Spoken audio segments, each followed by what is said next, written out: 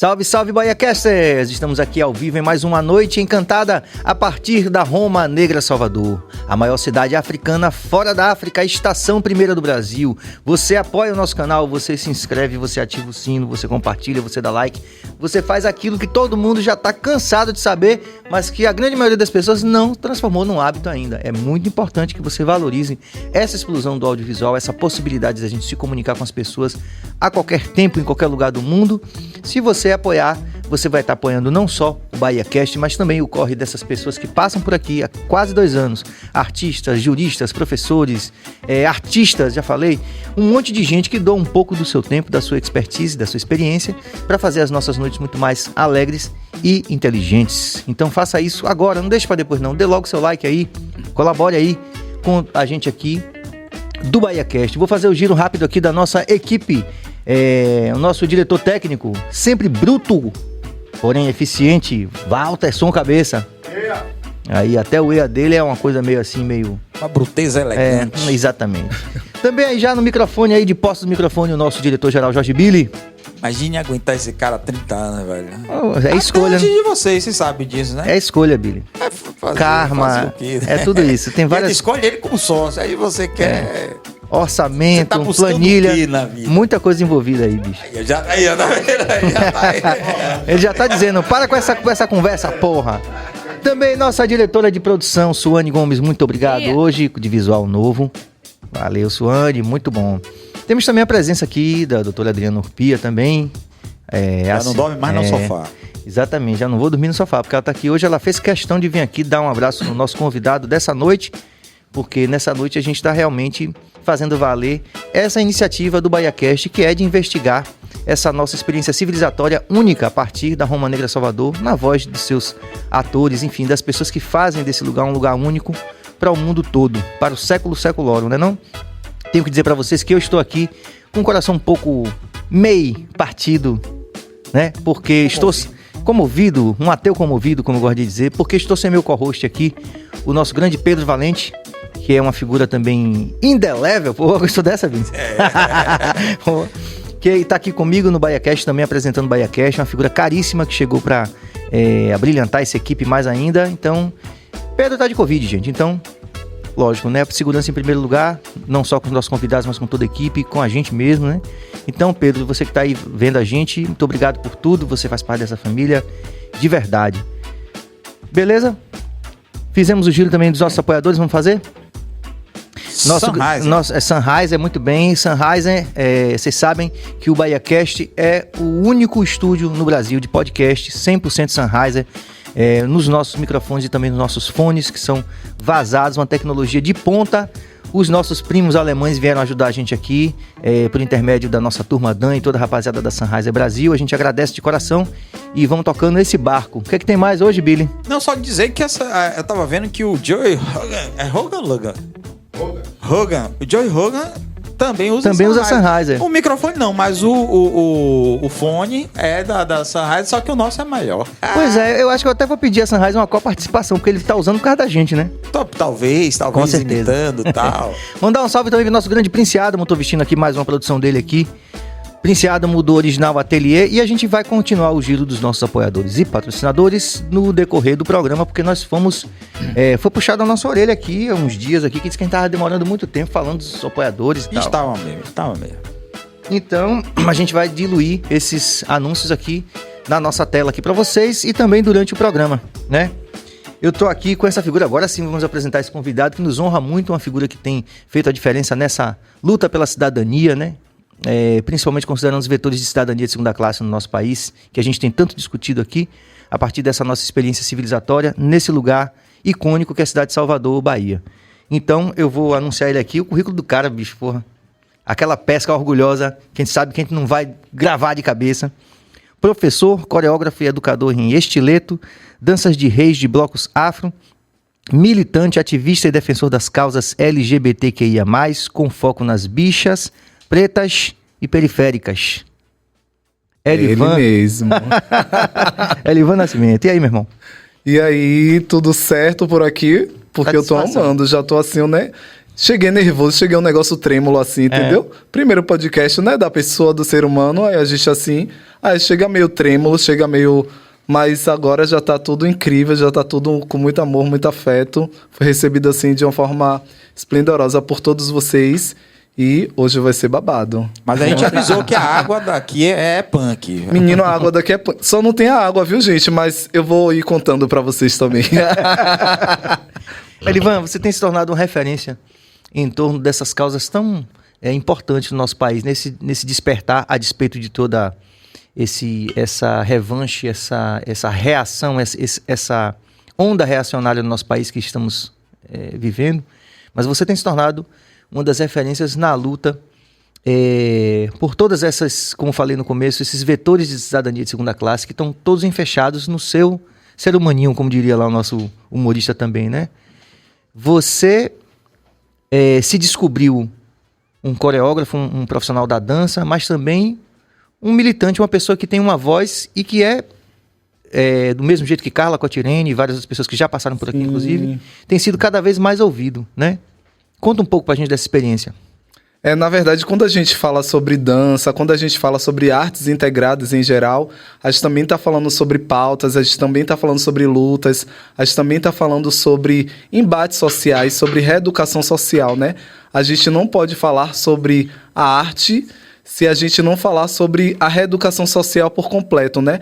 A gente reeduca olhares, a gente reeduca falas, a gente reeduca também eixos, seja o eixo familiar, seja o eixo social, seja o eixo artístico, cultural.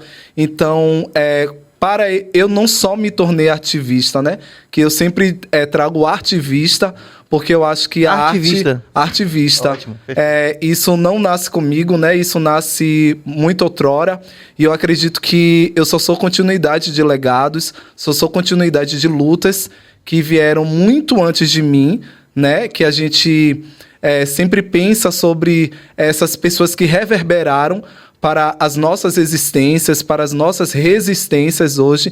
Então, assim, para mim não é somente um dever, para mim não é uma obrigatoriedade, para mim não é somente uma missão, para mim é uma honra ser essa continuidade desses legados. Então, eu me redescobri enquanto militante, enquanto ativista, enquanto educador social, enquanto multiplicador de várias danças e vários instrumentos artísticos que hoje eu consigo acionar. Isso para mim é uma honra, isso para mim é, na verdade, uma dádiva, principalmente ancestral. Maravilha, isso é muito legal, né? Porque eu lembro de ter visto alguma coisa que você colocou, que você se descobriu primeiro no teatro, né? Esse processo de descoberta para fora e para dentro foi no teatro. Conta um pouquinho disso. Então, eu era estudante de escola pública, né? Estudava no Manuel Devoto, que é uma escola que é um fervo aqui em Salvador, lá no Rio Vermelho. Não é que o Rio Vermelho já é um fervo, aí tem uma escola que tem muitos alunos, alunas e alunos, assim. E lá no Manuel Devoto tinha uma divulgação de uma aula de teatro, do Teatro SESI Rio Vermelho, que era um projeto que tinha do Teatro SESI para escolas públicas. E eu me inscrevi nesse curso. Nessa época eu era um menino da Igreja Adventista, então eu tinha Sua muitos família debates. Toda? Minha mãe é uma mulher preta, evangélica, uma mulher incrível, assim, mas que nós tivemos muito embate durante essa minha redescoberta sobre a arte. Então, foi um processo muito difícil quando eu decidi me inscrever para poder fazer o curso de teatro dentro da escola. E eu comecei a entender que ali era o meu lugar, no sentido da arte em si. Foi ali também que eu, na verdade, me apropriei da minha orientação sexual. Eu normalmente não gosto da palavra assumir, porque eu acho que quando a gente fala assumir, a gente fala sobre satisfação pública, sobre dar satisfação pública a alguém ou algum agrupamento, né? Falando especificamente da sociedade. Então, eu gosto da palavra se apropriar, porque você se apropria de quem você sempre foi. Então, quando eu me apropriei da minha orientação sexual, que foi dentro do eixo do curso de teatro, foi dentro do eixo do curso de teatro também que eu tive meu primeiro amor.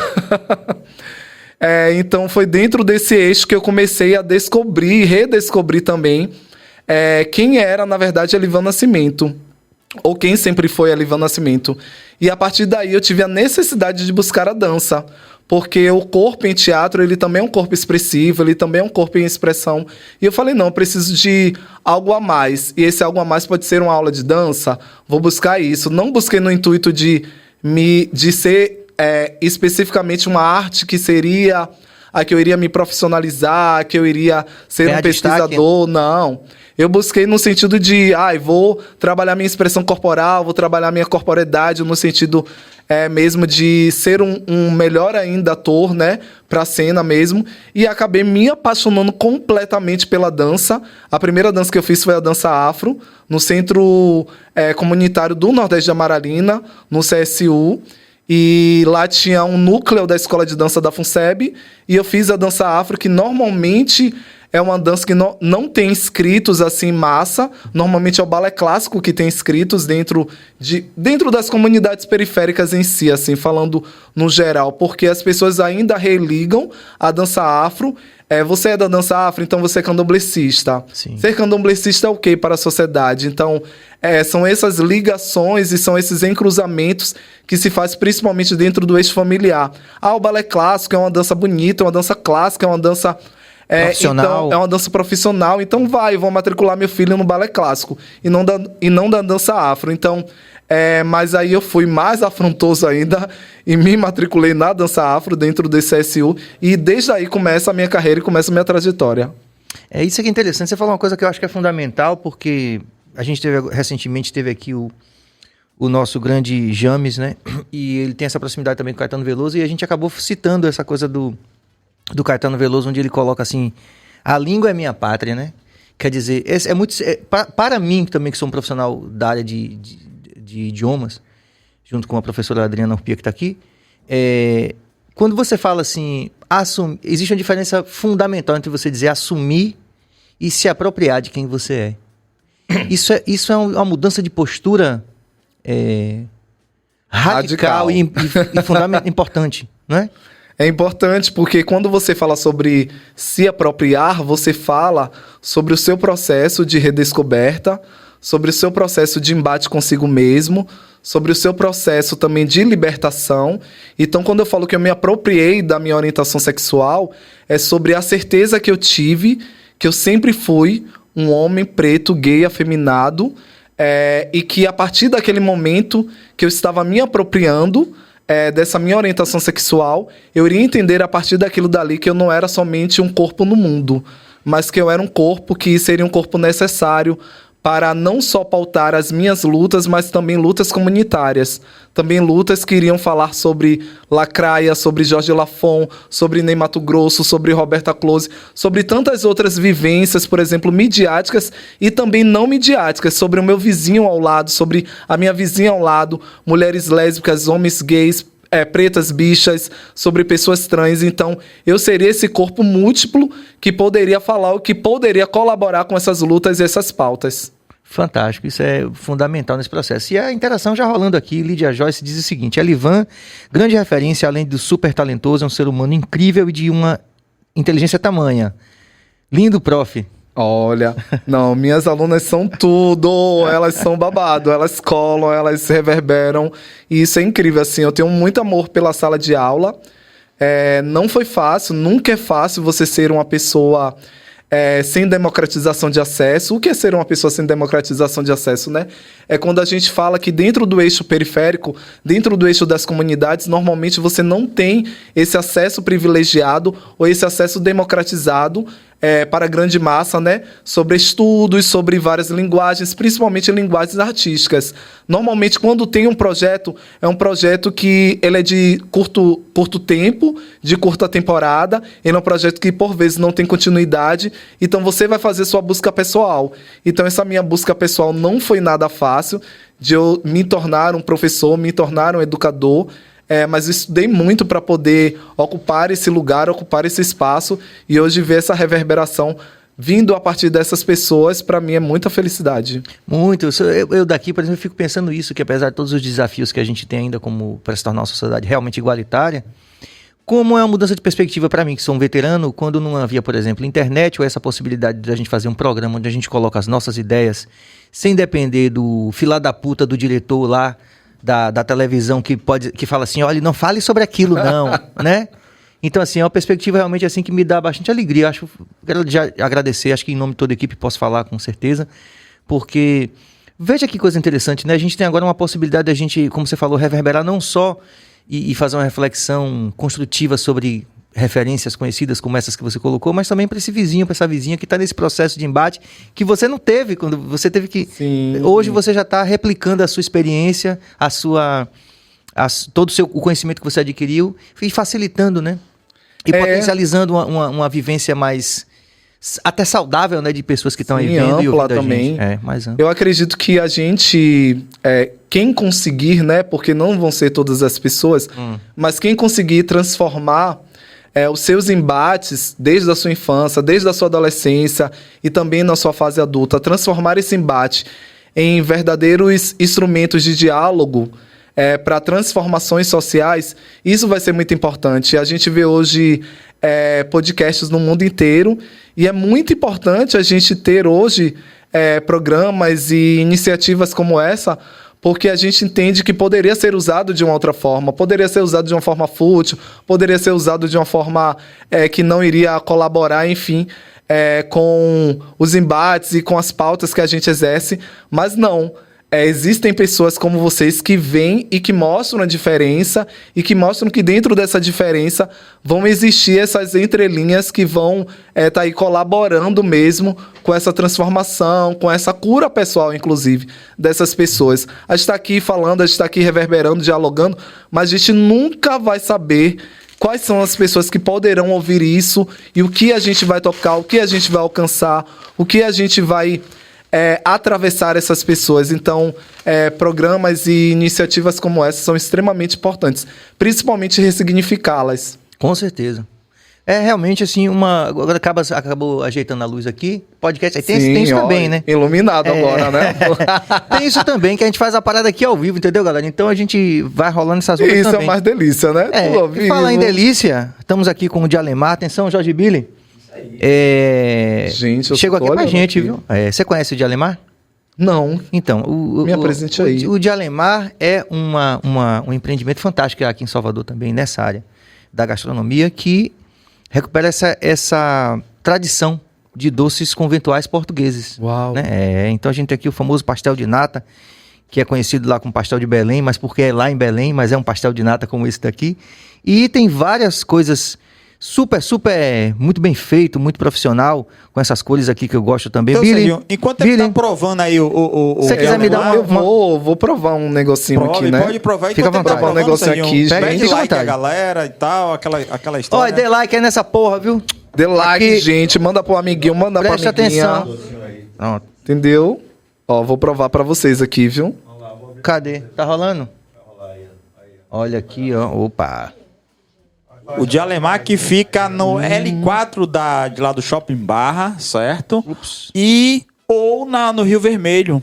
Ali também tem o Dialemar, que é delicioso. Vai virar meu novo point. Ah, meu amigo, muito bom mesmo. Aqui, ó. A gente tá levando uma galera lá tecnologia desses caras, bicho, só pra aqui, né? Cabeça, novo. Porra, bicho. Valeu, rapaz, esse diretor é babado, viu? Não é elogio, não. Eu gosto, inclusive, desse detalhe aqui das cores da bandeira aqui dos nossos patrícios aqui de Portugal. Billy, se quiser me dar uma camisa da seleção portuguesa, eu uso, viu? Não quero lhe dar, não. Mas vai me dar. Senão, não estarei aqui amanhã. E você pode me dar uma caixinha desses doces, viu? Eu agradeço. Pode ficar despreocupado que você vai levar pra casa, para seus amigos e amigas e vão adorar. Ô, menino, não fale isso não. Não fale isso não no podcast, que o povo vai me cobrar. Amanhã vai ser um babado isso. A Alice Santos já tá dizendo, eu quero... Oh, meu Deus, tá vendo? Amanhã eu vou ter que levar pro Pelourinho, pra tudo que é lugar em Salvador. Toda, né? Delivery. Ah, que maravilha. Vou fazer alguma pergunta aqui, porque eu falei amigos e amigas, certo? E existe hoje eu sou professor de línguas e tal. Existe a questão da linguagem neutra. Sim. Para vocês, certo? E para toda a sociedade, como é que as pessoas vão... como eu posso falar? Começar a usar de uma forma natural, normal, orgânica E, inclusive, entre nós professores, a gente sempre fala, ó, só vai acontecer se for orgânico, certo? Mas qual a importância para vocês e como é que você acha que a galera vai começar a usar de forma natural? A primeira coisa que eu penso é quando vai ser orgânico respeitar as identidades, né? Elas, no geral. Talvez, quando a gente fala sobre as questões orgânicas, né? Sobre as questões naturais, principalmente quando a gente fala sobre gênero, raça e classe, a gente fala também sobre uma educação social que precisa ser começada desde a infância. Aquela criança, ela precisa desde a infância entender sobre essas múltiplas identidades que existem dentro da sociedade. Então, sim, é uma responsabilidade que cabe desde o eixo familiar até o eixo escolar, até o eixo social. Esse trabalho de formiguinha que a gente fala, ele precisa ser feito numa totalidade. A linguagem neutra é uma linguagem que ela nasce no sentido de respeitar uma identidade não binária, de respeitar aquelas pessoas que não se identificam com a binariedade, né, social do homem e da mulher, né, do homem e da mulher cis, principalmente. Então, quando nasce a linguagem neutra, ela nasce na possibilidade da gente celebrar que existem outras existências, que existem outras possibilidades de existir, de reconhecer, de respeitar e de também falar para nós mesmos que essas outras identidades, elas existem e que elas não precisam necessariamente ter nenhum tipo de intervenção dentro das nossas vidas, porque nós temos as nossas vidas, nós temos as nossas individualidades. Se você tem a sua individualidade, se você tem a sua subjetividade, por que você vai se preocupar, ou por que você vai julgar, ou por que você vai violentar a individualidade do outro, ou a existência do outro, ou a identidade do outro? Então, acredito que essa questão orgânica, ela vai começar a acontecer primeiro, quando tiver esse projeto e esse trabalho de educação social, desde o eixo da infância, eixo escolar, eu acredito que a educação, sim, é um grande instrumento e um grande poder que a gente precisa se ter.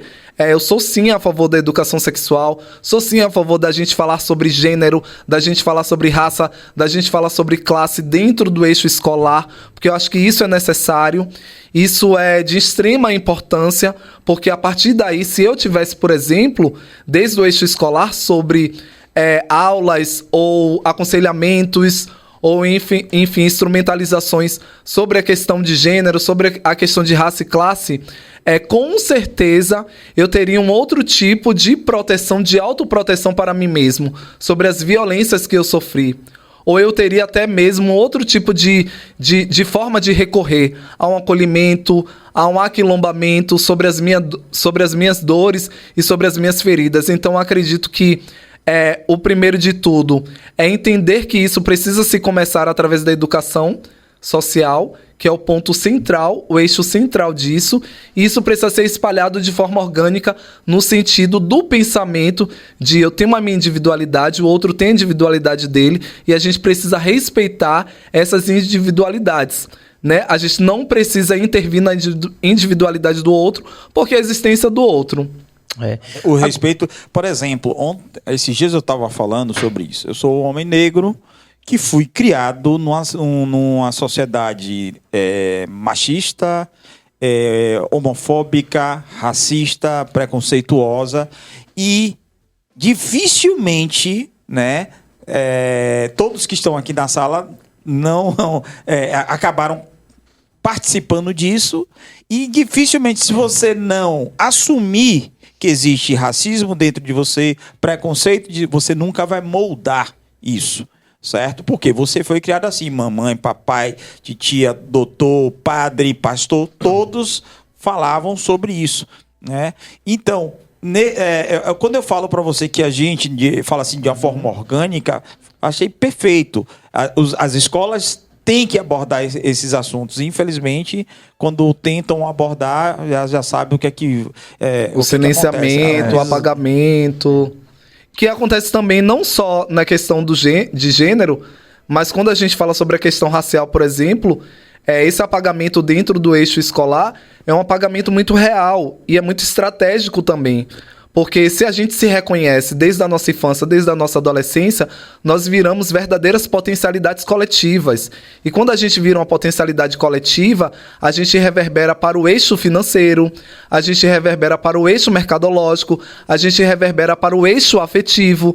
Então a gente começa a trabalhar num coletivo que a gente vai se fortalecer enquanto raça mesmo, enquanto etnia, enquanto população, enquanto agrupamento, principalmente quando a gente fala sobre agrupamentos de pessoas que sofrem essa violência da vulnerabilidade social, da vulnerabilidade racial, da vulnerabilidade de gênero. Então, quando a gente tem esse apagamento dentro do eixo escolar, dentro do eixo, seja lá ele qual for, esse apagamento é estratégico do sistema para o não reconhecimento, porque o reconhecimento é potencialidade. Se você se reconhece, você se potencializa. Se você se potencializa, você reverbera essa potencialização para o outro e assim sucessivamente para uma coletividade. E só finalizando, a gente viu o caso agora de Vinícius Júnior, né? Onde ontem, né? Foi ontem. Foi domingo. Os espanhóis falavam, não, é um caso isolado.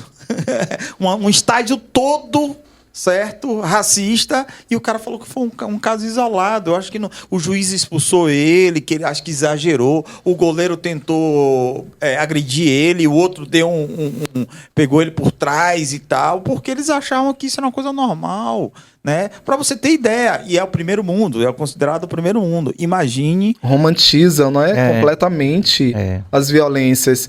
E o caso do Vinícius Júnior, ele traz outras alusões também, né? Que é sobre o nosso lugar enquanto discurso. Tipo, você está discursando para quem, sobre o que e como, né? E onde. Você só está discursando o que te convém.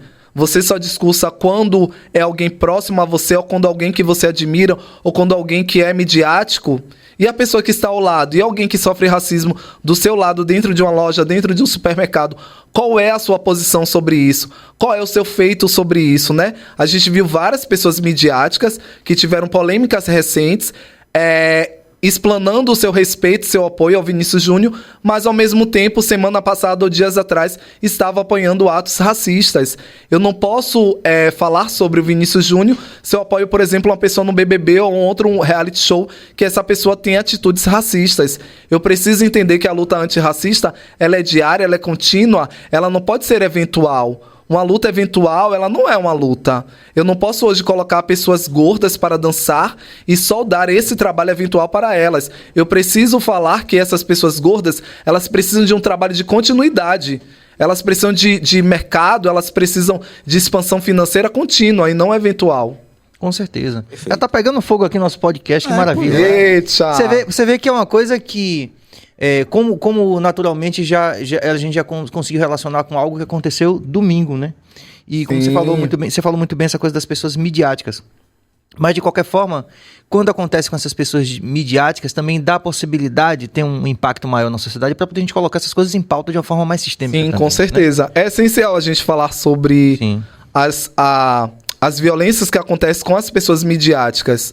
Mas essa fala, ela precisa ser reverberada para um outro lugar, para que a gente não fique com essa fala centralizada. Sim. Senão essa fala vira uma conveniência, senão essa fala vira uma romantização, somente daquele lugar e daquele momento. Romantização você tá sendo bem legal, porque a galera fala que é bem legal. É pior ainda, né? Vamos valorizar a nossa interação. Agora, um pouquinho antes, só queria fazer um breve comentário, porque a gente vai valorizar aqui, algumas interações estão rolando. Só queria fazer um breve comentário, como você falou, né? E também tem tido também uma força muito grande das PCDs, né, agora, em relação à Lei Paulo Gustavo, né, e também uma queixa mais ou menos sistêmica em relação a essas causas libertárias que não tem abraçado a questão das PCDs ainda, né, quer dizer, tem que agrupar, tem que aquilombar com essa rapaziada também. Eu sou um dos professores do Street Cadeirante, que é uma companhia de dança de pessoas cadeirantes aqui no Brasil. Eu dou aula para elas, já tem acho que já tem 2 anos mais ou menos, e eu dou aula em temporadas assim, e a gente sempre conversa, a gente sempre debate sobre isso, né?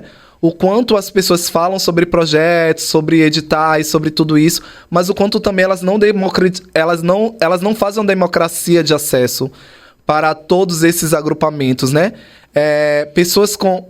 Pessoas PCDs, elas são reais, elas existem. E elas precisam ser olhadas. Elas precisam ser subsidiadas também. Pessoas que convivem com HIV/AIDS também existem. Também precisam ser olhadas e subsidiadas. Pessoas trans, elas também existem. Também. Então, quando a gente vai falando e quando a gente vai reverberando, é uma lista que provavelmente seja imensa. E talvez eles não queiram justamente dar subsídio a isso, então escolhe quem vai ser a bola da vez. A bola da vez agora vai ser pessoas PCDs. Então vamos contemplar pessoas PCDs e assim a gente vai estar contemplando todos os outros grupos minorizados, né? Consecutivamente. Agora vai ser pessoas trans. Vamos contemplar pessoas trans e os outros grupos vão ser contemplados consecutivamente. Então não é isso que a gente quer. Quando a gente fala sobre a questão da equidade, é sobre a gente apontar esse erro. Que eu falei mais uma vez, esse erro é eventual, né? Que é um erro contínuo, que fala sobre a eventualidade dessa grana, que fala sobre a eventualidade desse trampo, que fala sobre a eventualidade desse acontecimento. É um edital para pessoas negras. Sim, esse edital para pessoas negras, qual a continuidade que ele tem depois disso? É só um edital eventual? O que está escrito nesse edital? Como as pessoas vão ler esse edital? Quais cursos, quais aprimoramentos, quais qualificações, quais preparações existem para as pessoas realmente saberem ler um edital, se preparar para esse edital, escrever um edital e passar nesse edital? Ou a gente vai estar restrito para poder ser contemplado as mesmas pessoas, os mesmos grupos e os mesmos acessos de sempre? Essa coisa de um governo que está... aparentemente, né, vou colocar assim com todo cuidado, né, não é reixa não, viu gente, não é reixa não. Mas um governo que está aparentemente ligado mais a essas causas, mais naturalmente ligado, te dá esperança nesses 4 anos que estão aí? Nesse sentido de conseguir que essas pautas não sejam apenas ocasionais ou eventuais? Me dá esperança e me dá medo ao mesmo tempo. Porque a gente entende que pode ser a pessoa que mais discursa sobre as pautas das classes minorizadas. Mas essa pessoa também vai ter suas vulnerabilidades, também vão ter seus erros, também vão ter suas lacunas e também provavelmente vão ter pontos que são cruciais sobre violências que normalmente geram internamente mesmo e isso acaba se externalizando. Então a gente não pode simplesmente achar que eu estou num governo que é um governo que...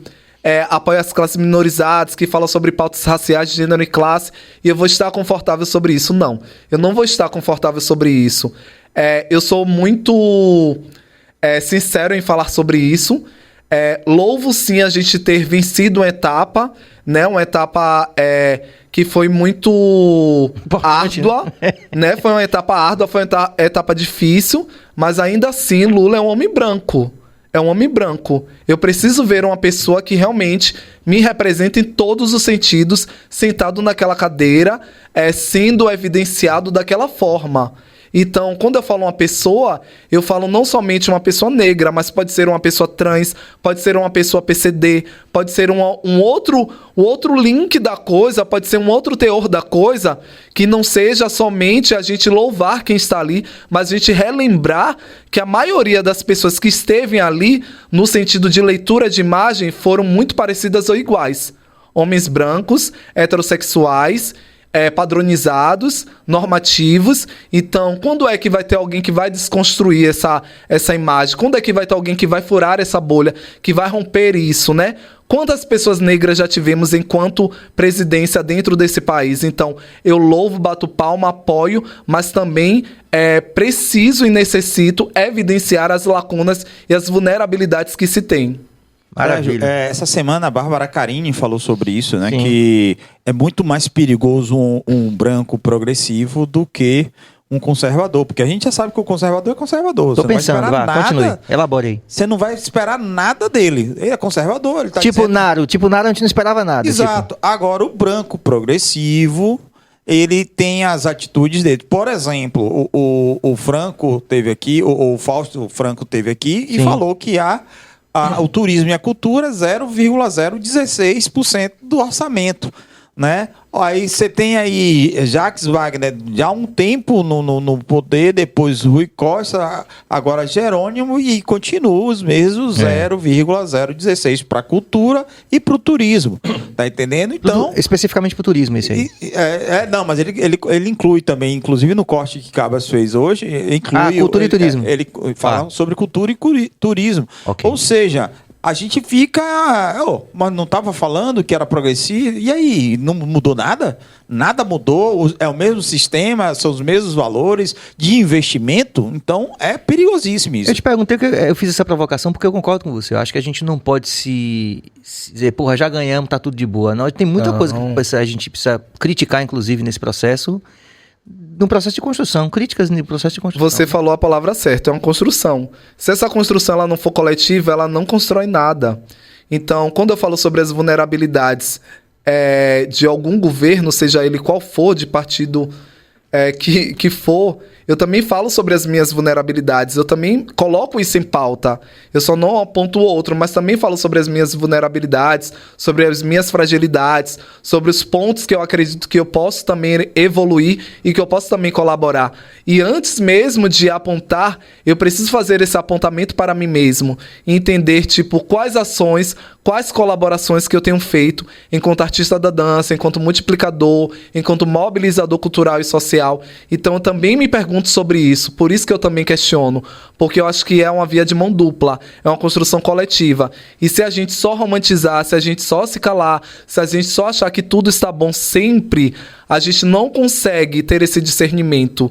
A gente fica numa bolha, a gente fica numa alusão, a gente fica numa ilusão que a gente precisa adormecer, a gente precisa colocar um pano quente mesmo e seguir e caminhar porque existe alguma evidência. Eu não quero ser o Elivan Nascimento que representa todas as pessoas gays, negras de periferia.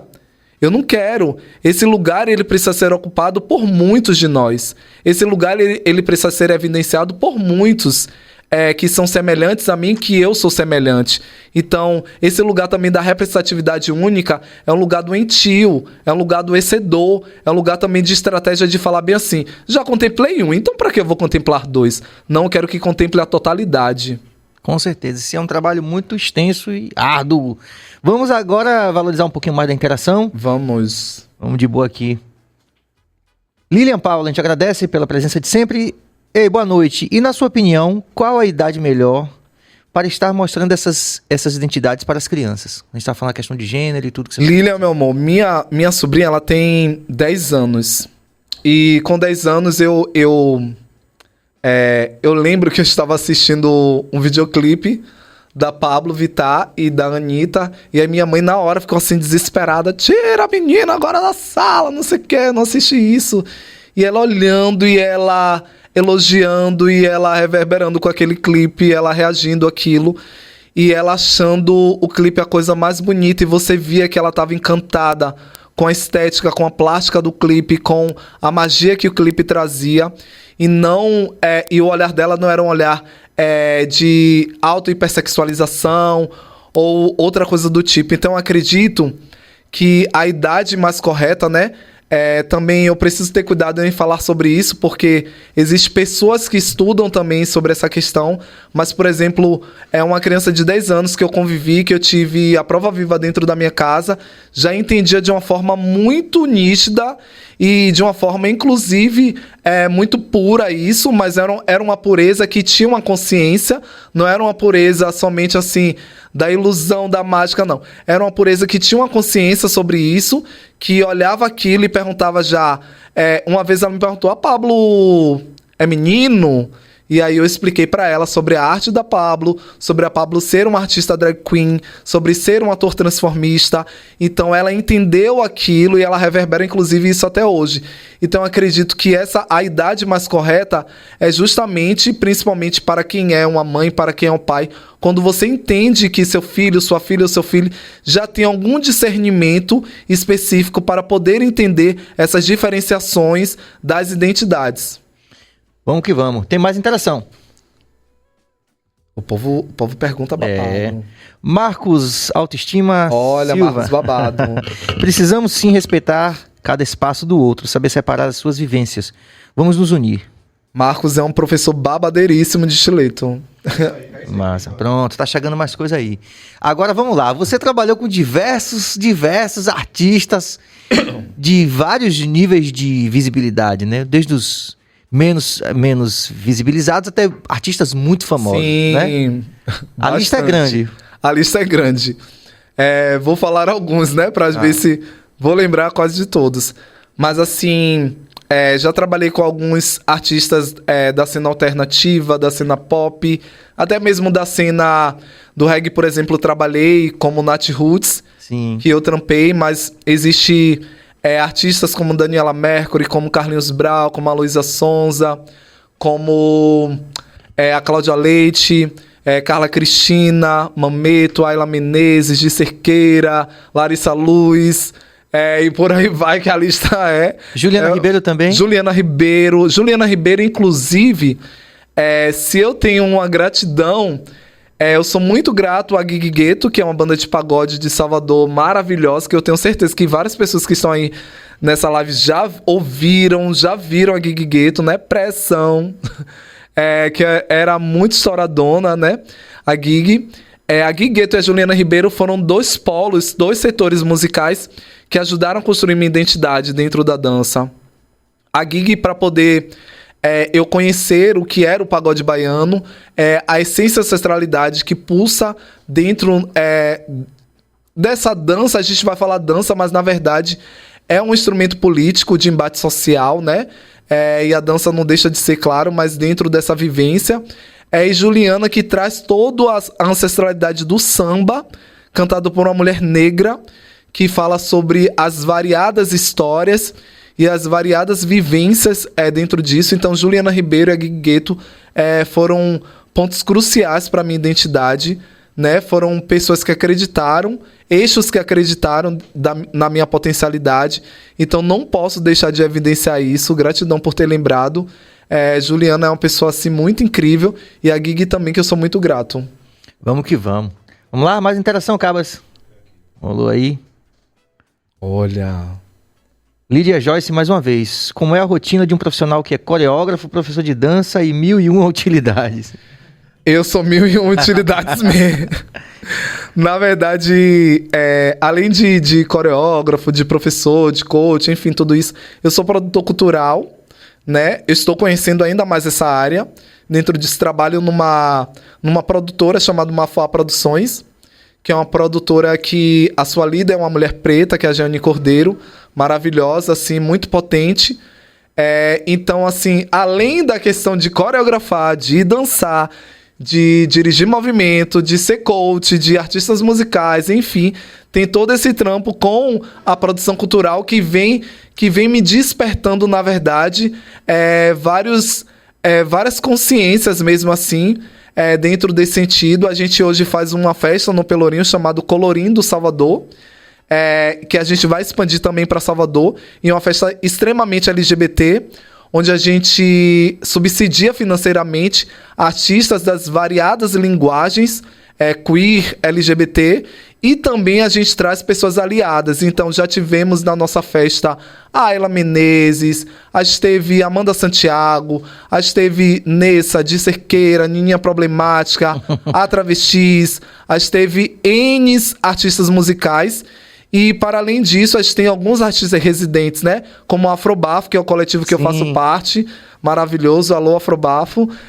Já tivemos outros coletivos também, de dança e de performance, artistas drags. A gente tem hostess como a Valerie O'Hara, que é uma artista drag. Enfim, tem, assim, uma camada de coisas que, para dar conta, não é fácil. Então, assim, a primeira coisa é cuidar da saúde mental, que você colocar a saúde mental, você sendo um artista, um multiartista, não é fácil, porque você lida o tempo todo com autossabotagens, com disforias, com traumas internos, então você precisa lidar isso o tempo todo. O primeiro ponto é saúde mental, e o segundo é você lidar com essa organização, lidar com esse processo mesmo de você entender, mas a gente não pode romantizar isso. É um lugar que é um lugar forçado também.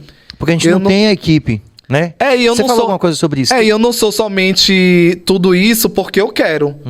é pela minha sobrevivência. Sim. Eu preciso sobreviver, e também por isso que eu sou essas múltiplas funções. Então, a gente não pode jamais Mas eu romantizar realmente isso. concordo que o controller lá do orçamento do edital não pode ser o artista. É muito louco isso, né? Não é verdade. A gente faz porque a gente tá na luta, mas é bem louco isso. É bem louco, e aí você pensa que esse lugar do cansaço é um lugar que eu acredito que muitos de nós tenham, né? Muitos de nós, ou quase todos. Esse lugar das múltiplas funções, de você ser seu produtor, de você ser seu agenciador, de você ser seu maquiador, de você ser seu preparador. Enfim, são múltiplas funções que você tem em uma só, que isso gera um cansaço.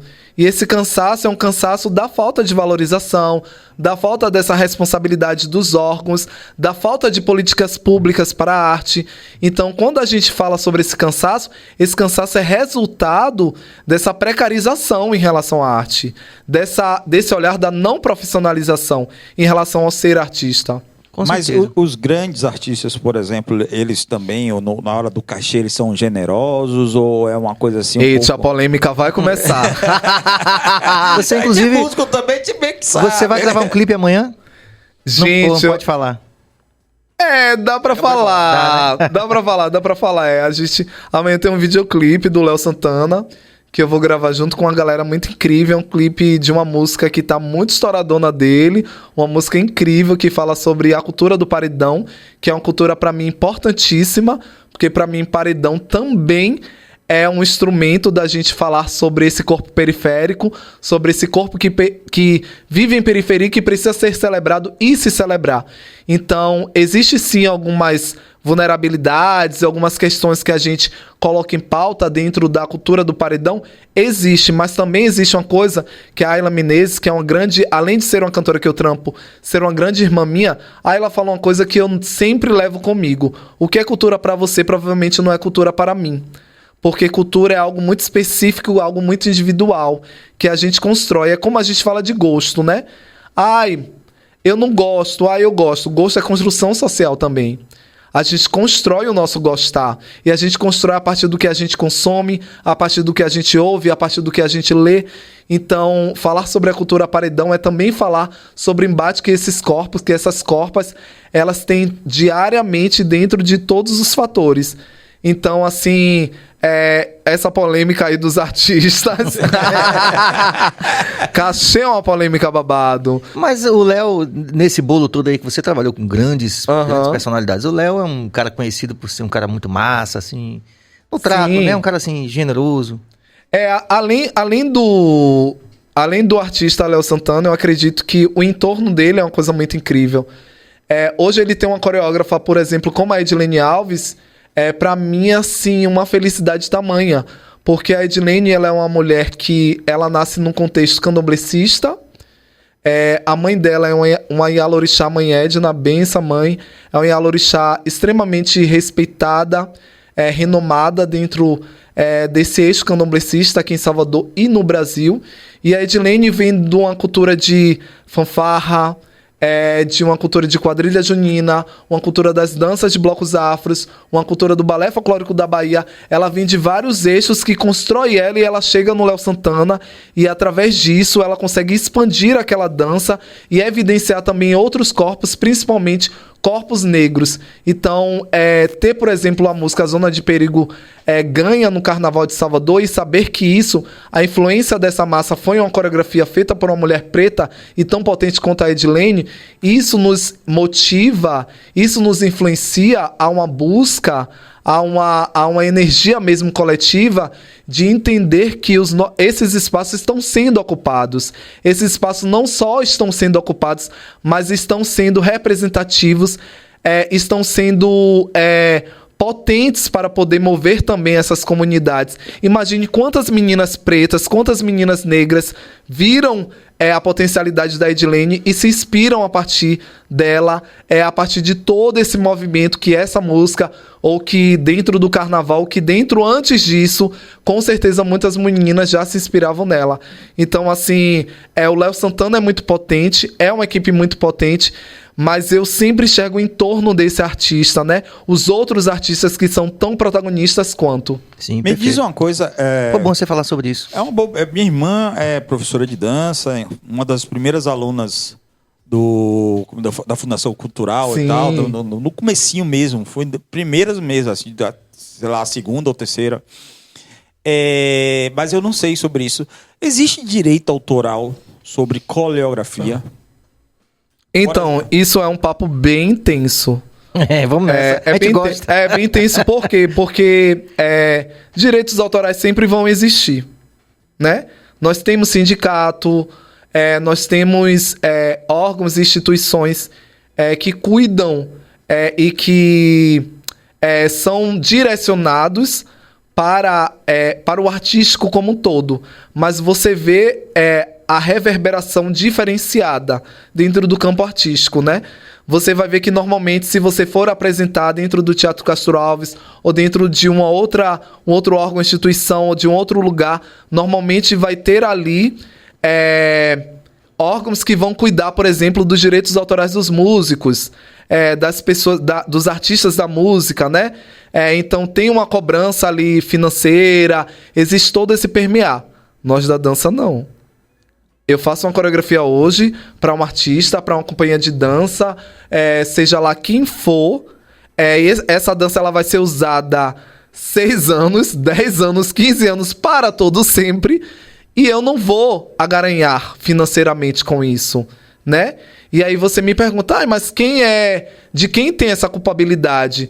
Essa culpabilidade existe dessa precarização que eu falei, né? Desse não enxergar do artista da dança enquanto essa persona profissão, né? Até essa questão sistêmica mesmo da divisão comunitária, do enfraquecimento mesmo, né? A gente sempre fala que existe sempre uma rixa muito forte, ou uma polêmica muito forte aqui. Eu sou artista da dança, comecei agora a minha carreira, e aí vou aceitar um trampo, que esse trampo vai me pagar 50 conto.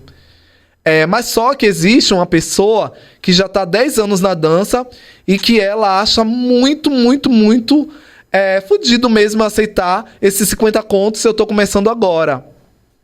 Esse embate, esse conflito interno, ele acontece de uma forma bem estratégica e de uma forma bem direcionada, porque uma comunidade dividida, ela é uma comunidade frágil, ela é uma comunidade vulnerável, ela é uma comunidade que vai ter ali, dentro dessas entrelinhas, pessoas que vão influenciar, que vão progredir mentalmente naquelas pessoas. Então, quando a gente tem esse embate da pessoa que normalmente vai criticar o outro pelo valor menor que o outro estar aceitando, a gente tem essa divisão comunitária, mas o outro está aceitando pela sobrevivência dele, o outro está aceitando porque ele sabe da realidade que o consome, ele sabe o que ele passa diariamente, ele sabe o transporte que ele gasta para poder estudar na escola de dança da FUNSEB, ele sabe às vezes a grana que ele não tem nem para almoçar, ele sabe às vezes a grana que ele não tem nem para poder fazer a sustentabilidade estética e social. Então é muito interessante quando a gente pensa sobre esse lugar dos direitos, esse lugar do respeito, né, da profissão em arte, sobre essa precarização que ela é estratégica, né? Tudo que a gente fala sobre violência, em qualquer sentido, são violências estratégicas que não nasceram hoje, nem nasceram ontem, nasceram desde o início para justamente fragilizar e para essa camada não se fortalecer. Eu achei muito interessante isso, porque é a primeira vez que eu estou vendo alguém estabelecer uma discussão séria sobre direito autoral de coreografia. Eu acho realmente fantástico. Eu como músico, essa ideia do direito autoral está muito mais... Embora a gente tem um lugar bem polêmico, né? Que é o TikTok. Pronto. Inclusive, eu estava a ponto de lhe perguntar isso, porque você se transforma nesse profissional celebrado da tua profissão no momento em que nós temos esse grande fenômeno das redes sociais e especificamente nesse fenômeno, o fenômeno da dança como um elemento de comunicação, do lúdico, de tudo. Assim, as pessoas dançam hoje, né? Provavelmente teve um recorte aqui que a gente fez a coreografia, eu, Pedro e o polêmico. Eu, Pedro e o polêmico. Nós fizemos aqui. Quero ver esse vídeo. Pois é, tá falando aqui, você dá uma olhada aqui. Você tá acompanhando a gente, você pode procurar também. A gente meteu dança aqui, eu, Pedro e o Polêmico, dançando, fazendo a coreografia do Pitbull enraivado. E deu a maior confusão, né? Porque as pessoas dizem, porra, mas você não pode fazer isso, essa coisa toda. Enfim, isso é um comentário à parte, depois a gente discute isso. Mas a gente tem hoje esse potencial, inclusive, de divulgação do seu próprio trabalho como profissional da dança. Como é que você vê tudo isso? Isso te ajudou? Você bombou na internet dançando alguma coisa? Ou fala um pouco sobre a sua relação com esse fenômeno. Normalmente, quando eu vou dar aula para algumas comunidades, principalmente comunidades que eu sei que são comunidades na sua totalidade preta, LGBT, entre outros recortes, eu sempre cito uma entrevista da Beyoncé, onde ela fala que quando as pessoas não fizerem uma mesa para você sentar e comer, você tem que pegar suas madeiras, construir a sua mesa, colocar a sua comida e chamar os seus para comer com você. Então, a minha estratégia artística e de vida sempre foi essa. Eu sempre fui um corpo não lido como um corpo abrangente e maravilhoso para ser consumido mercadologicamente. Então, eu não era o rosto ideal, o corpo ideal, a imagem ideal para essa dança que foi criada ou para esse mainstreaming que foi criado. E eu precisei criar isso, eu precisei criar o meu trabalho, eu precisei criar o meu caminho, precisei criar o meu processo mercadológico, né? E quando vem todo esse desdobramento logo após, e principalmente, por exemplo, falando sobre o TikTok em específico, o TikTok ele é uma ferramenta potente, ele é uma ferramenta necessária sim, por que não? É uma ferramenta usada para a divulgação de trabalhos, para interação, para interatividade no sentido total, mas ele deixa de ser uma ferramenta benéfica para ser uma ferramenta de violência, principalmente violência de memória em dança, quando, por exemplo, as pessoas utilizam os passos sociais do hip hop e elas não acreditam ali. Que foram pessoas negras que começaram aquele movimento, inclusive na rua, porque elas não podiam permear lugares, né? Justamente pelo processo elitista, pelo processo separatista, de exclusão social.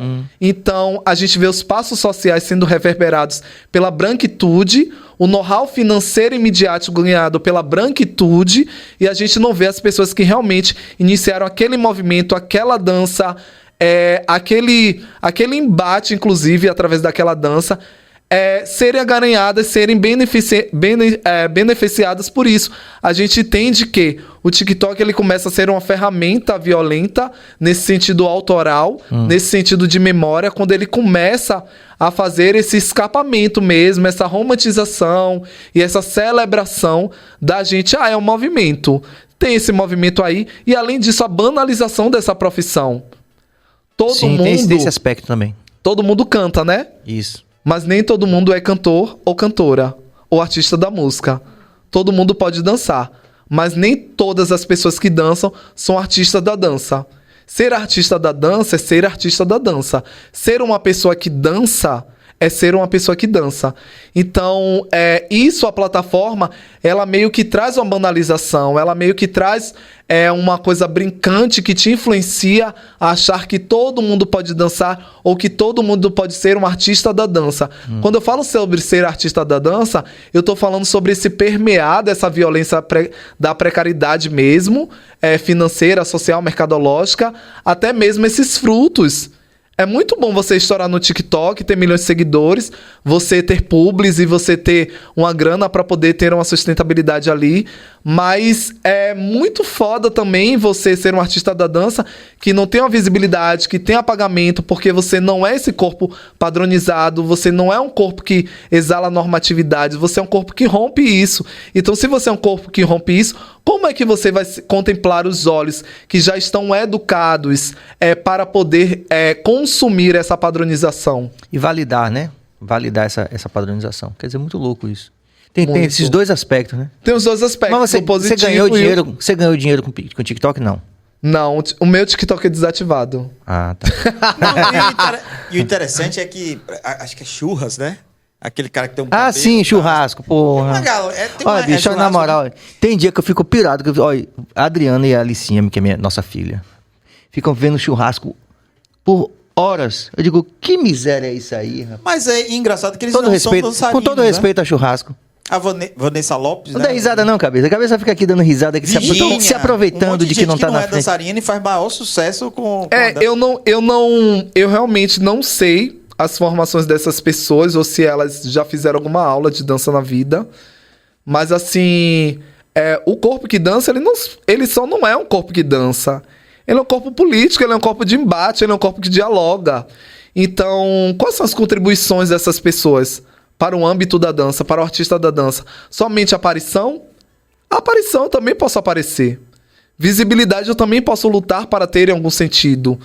Ou dentro da minha comunidade, ou dentro do meu hall, ou dentro da minha bolha. Porque todos nós temos as nossas bolhas. Mas assim, o churrasco, por exemplo, ele com todo respeito ao que se conquista, porque as conquistas elas são individuais e elas precisam ser respeitadas. Mas, por exemplo, o ADC que ele fez era ADC que pertencia, por exemplo, a um bailarino negro. E quando esse bailarino foi cobrar isso, quando esse bailarino foi evidenciar isso, ele sofreu muito hater na internet. Ele sofreu vários xingamentos, vários cancelamentos, simplesmente por cobrar a autoria da sua coreografia. Porque as pessoas entendem que esse campo do TikTok é um campo que você pode dançar o que for, quando quiser, e você não precisa... Sem responsabilidade nenhuma. Acreditar alguém, você não precisa evidenciar quem o fez, né? Mas isso é muito conveniente quando não é sobre você. Ou quando não é você. Quando for você, será que vai ser conveniente? Pois é. Muito louco isso aí, né? Porra, churra, de boa. Vamos lá. Ó, antes da gente seguir, a gente quer pedir a você que você dê seu like, que você compartilhe, que você se inscreva no canal, que você colabore com essa perspectiva da gente de valorizar os nossos a partir da nossa perspectiva, que é isso que é a síntese do BahiaCast, tem sido ao longo desses 2 anos. E é por isso que nós estamos com esse convidado especial falando sobre tudo isso, botando a boca no trombone aí, botando pra lascar. Então, você gostando ou não, o BahiaCast é uma realidade, justamente pelas vozes dessas pessoas que não podem e não serão caladas, com certeza. Então, se você curte essa proposta, você faz aquele corre todo que você já sabe. Mas você tem que transformar isso num hábito, não só para valorizar o BahiaCast, mas para valorizar essas vozes dessas pessoas potentes que têm passado por aqui. E como digo sempre, tem feito as nossas noites muito mais alegres e inteligentes. Um momento merchan, que a gente gosta também, é falar da Cristália. Atenção, Jorge Billy. Falar aqui, deixa eu mostrar aqui para o nosso convidado aqui. Aqui a gente tem uma brincadeira que é o seguinte, você pode participar se você sentir à vontade, que é o seguinte, nós estamos aqui com essa marca que é a Cristália, que são nossos apoiadores também, que aqui a gente faz uma brincadeira durante o programa, que se você pode escolher o que você quiser para você usar, por 1 minutinho, por todo o resto do programa, o que você quiser, se sentir à vontade. Gente, eu sou viciado, né? Vocês estão vendo aqui, né? No meu rosto. Pronto. Peraí. Dá um beijo pra Cristália aí. Eu não sei o que estão preparando, mas... Que fica... Cadê? Eu acho que combina com o meu look. No Shopping Barra também. Ó. Ah, esse aí que é fantástico. No Dolce Gabbana. Será que meu olho vai cair não depois de usar isso? Eu tô com medo até. Bate aí, vai. Agora, férias. olhe pra sua câmera ali que Cabas vai tirar uma foto e depois você vai ver como é que ficou aí no nosso vídeo. Tá? Olha lá. Olha. Aí, galera, podem dar isso. Menino. E meu rosto tá um negócio, né, menino? E eu vou aqui de The Matrix mais uma vez aqui. Vou tirar minha foto costumeira aqui com Cabas aqui. Gente, eu só quero dizer a vocês que esse óculos grudou no meu rosto, ele não tem mais como sair. Infelizmente, eu tenho essa notícia pra dar a vocês. Não sei se meu rosto se chama Super Bonder, mas ele grudou. Entendeu? Muito bom. Agora vamos lá. Vamos lá, vamos interação. Amo. O que a gente tenta valorizar a interação? É sempre bom a gente comunicar isso pra você. Amor, eu amo interação, amo pessoas. E para as pessoas também que estão construindo esse processo junto com a gente. Que é o seguinte, não monogâmico. A gente sem compromisso, gente. Mandem currículo, mas sem compromisso. O que acontece? A gente tenta ao máximo valorizar as interações, a gente agradece, porque esse embate de ideias aqui não acontece só aqui. A gente entende que é um processo que se completa também nos comentários, nas sugestões, muitas vezes nas reclamações também, né? Estamos construindo um processo coletivo. Então, comentem aí, deem as suas opiniões sobre tudo.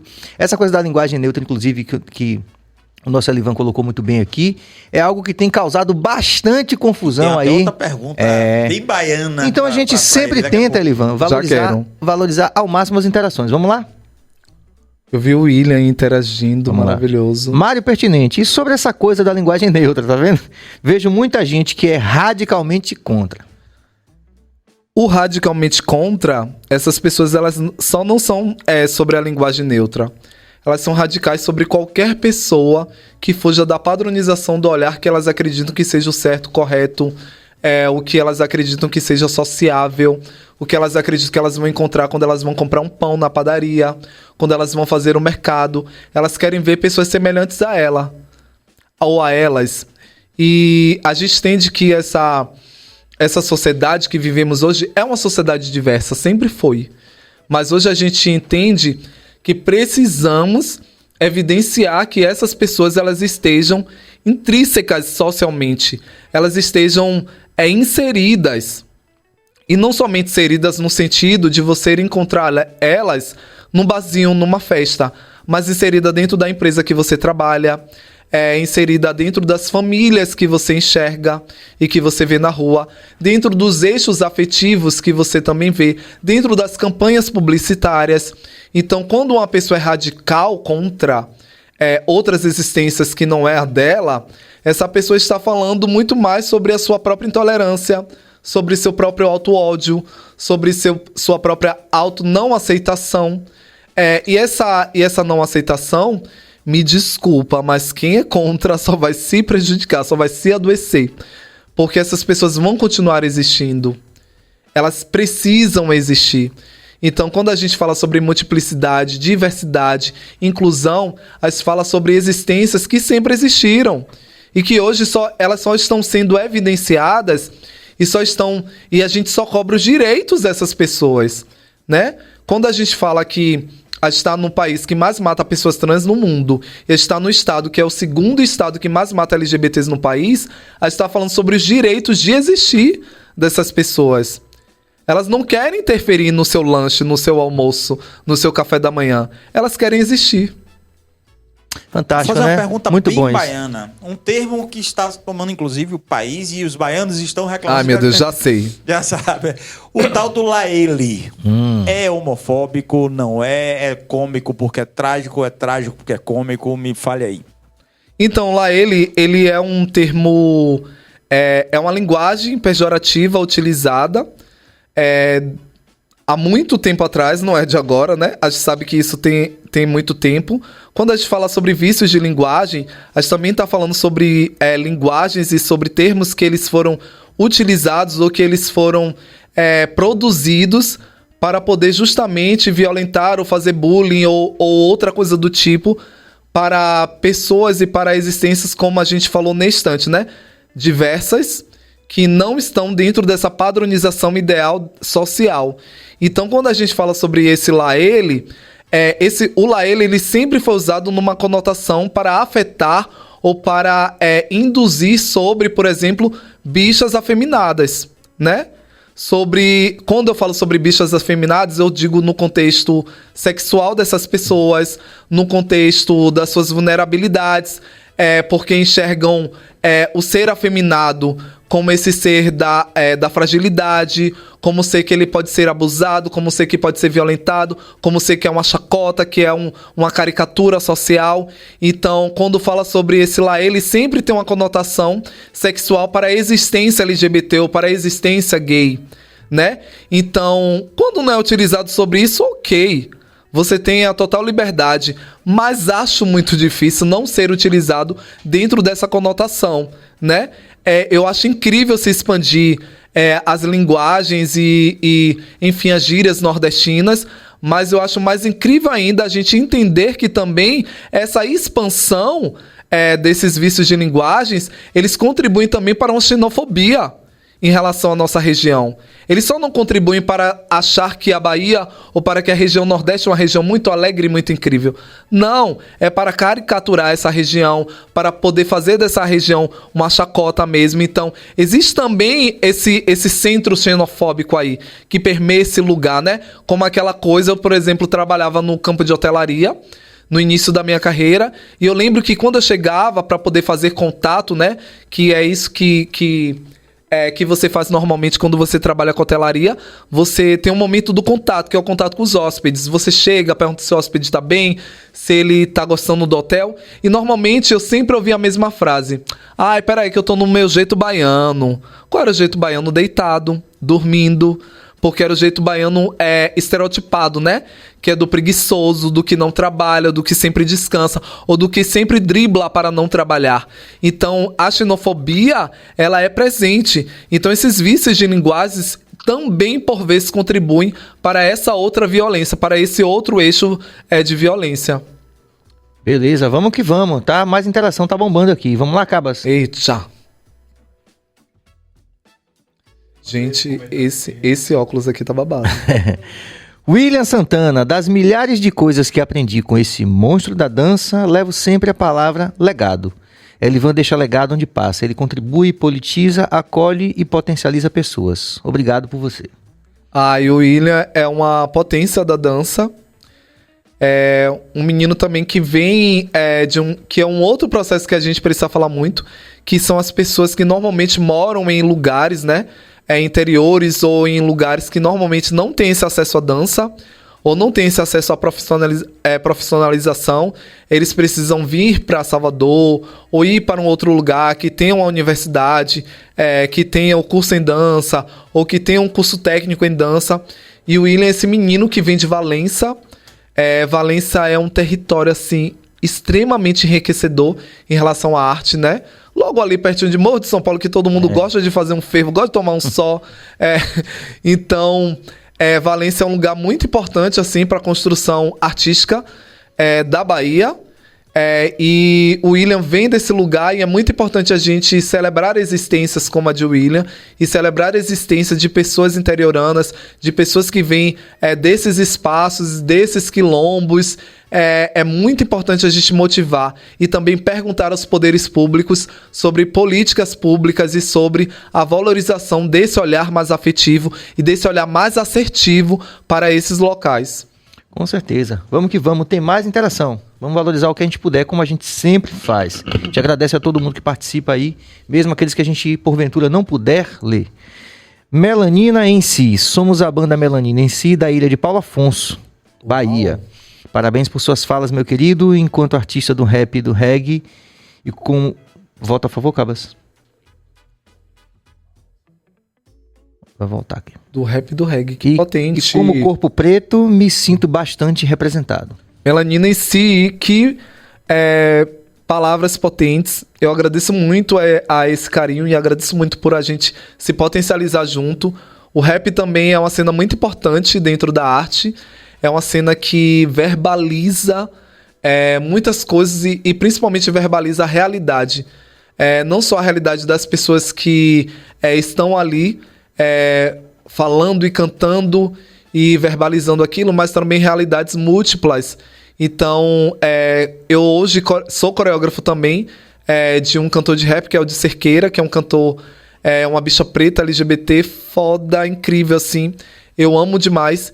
E o Trampo com Di permeia também nesse lugar da gente descobrir esse corpo LGBT dentro da cena do rap, né? Já que a gente entende que a cena do rap é uma cena que, por vezes, tem a imagem normativa, tem a imagem... Tem. O reggae também. Tem a imagem heterossexual. Então, o reggae também, né? E a gente traz esse contexto com o de Cerqueira para poder criar mesmo, abrir essa discussão e abrir esse leque sobre esses outros corpos que são existentes e que são potentes, inclusive, dentro dessa cena. Que foi uma coisa, inclusive, que historicamente o rock and roll fez mais cedo, né? Você vê que o rock and roll teve esse olhar, assim, onde essa convivência era possível, né? Talvez não igualitária, mas possível. Mas realmente no reggae, no rap, a gente sente assim uma certa... Curiosamente, apesar de serem estilos que navegam ali em torno da representatividade, né? E da legitimidade, né? Das múltiplas existências, né? Como cidadãos, né? Outros saberes, mas tem essa dificuldade, paradoxalmente, essa dificuldade com a questão da orientação e do gênero, né? De aceitar artistas de rap.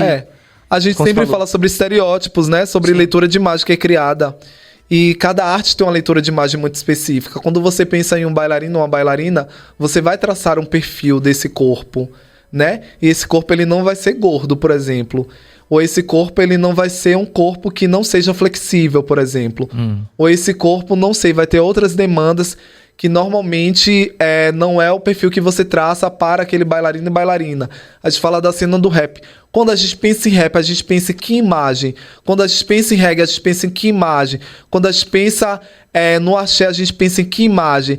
Então, essas leituras de imagem que precisam ser trabalhadas ou desconstruídas, ou debatidas, ou abertas mesmo em diálogo, para a gente entender se a gente ainda continua essa padronização ou se está no caminho dessa desconstrução. Vou fazer uma outra pergunta. Você citou um colega seu, uma bicha preta. Se um hétero chama, tem uma bicha preta e tal, você acha que isso soa como homofobia ou é permitido e dentro desse universo tá tudo bem e tal?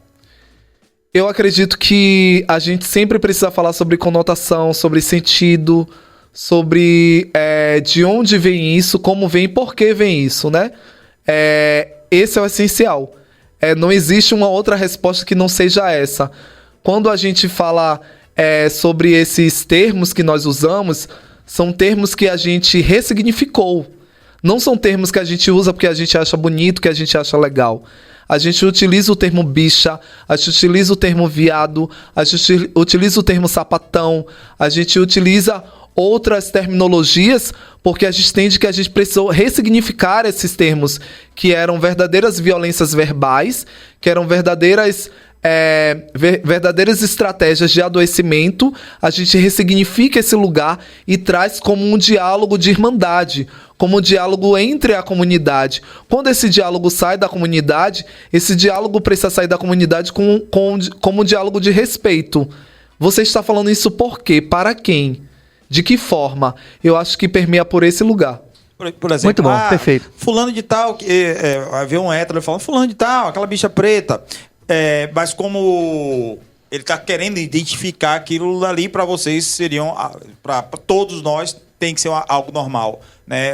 Você fala assim, trazer essa linguagem. Sim. E seja normal, fulano de tal, como na verdade, um preto. Sim. Tal. Na verdade, o que eu penso é que, para além de bicha preta, para além de viado, para além de viadão que eu sou Elivan Nascimento, eu tenho uma assinatura. Então, eu acredito que essa assinatura ela precisa ser respeitada, né? Quando a gente olha para uma outra pessoa que não seja uma pessoa LGBT, a gente vai perguntar o nome dela. A gente vai querer saber o nome dela. Então, por que a pessoa LGBT ela precisa ser evidenciada somente através da sua orientação sexual? Então, a preocupação é muito mais do outro do que a minha. Eu só quero ser Elivan Nascimento. Para além de ser um homem gay, negro, periférico, eu quero ser Elivan Nascimento. Eu acordo todos os dias Elivan Nascimento.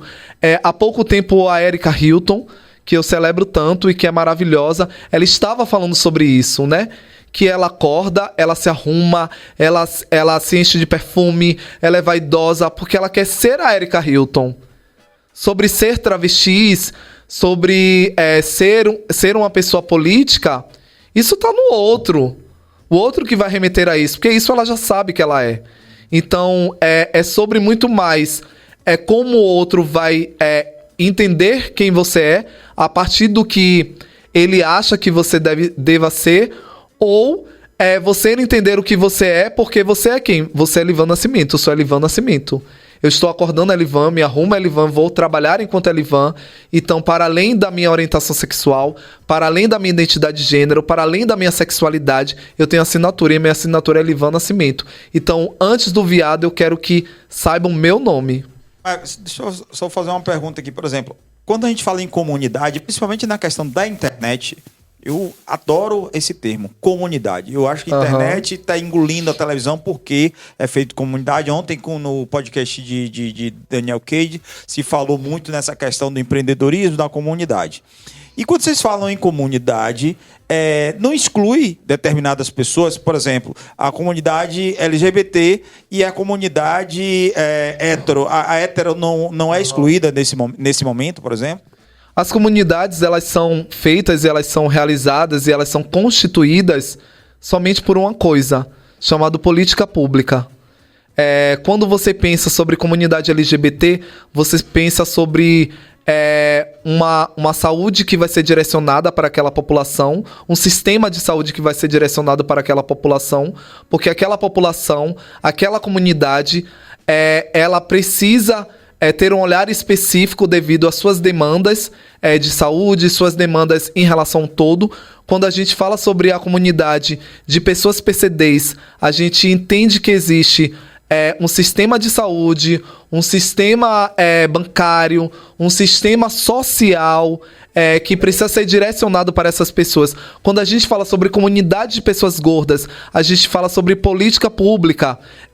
A poltrona do avião, ela é direcionada para pessoas gordas, a catraca do buzu, ela é direcionada para pessoas gordas. Então as comunidades, elas são existentes, não porque a gente acredita que a gente precisa somente se agrupar e ser uma comunidade.